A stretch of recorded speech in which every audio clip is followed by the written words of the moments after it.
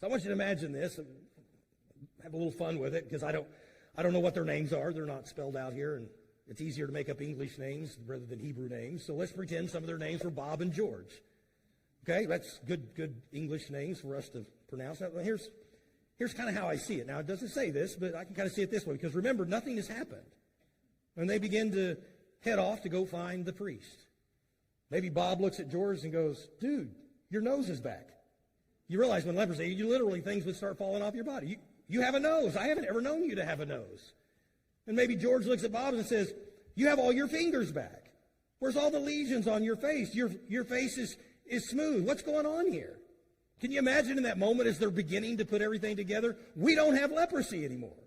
We're healed. Can you imagine just trying to put that together and how much excitement that it brought to their hearts?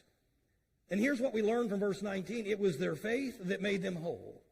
Now, obviously, they knew who Jesus was because everybody else, they cried out unclean. But when they saw Jesus, they said, have mercy on us. So they'd heard the stories of him healing other people. And so they believed that Jesus could do that for them as well.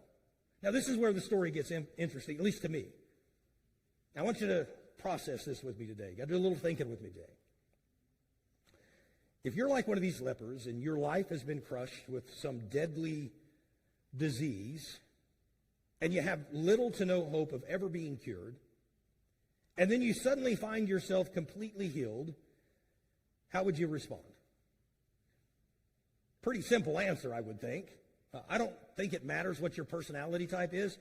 I think you're going to be pretty excited and pretty vocal about what's just taken place. However, there's a very mixed response that takes place amongst these 10 lepers. Now, again, Luke points out a few things that are in detail that I think are worth pointing out.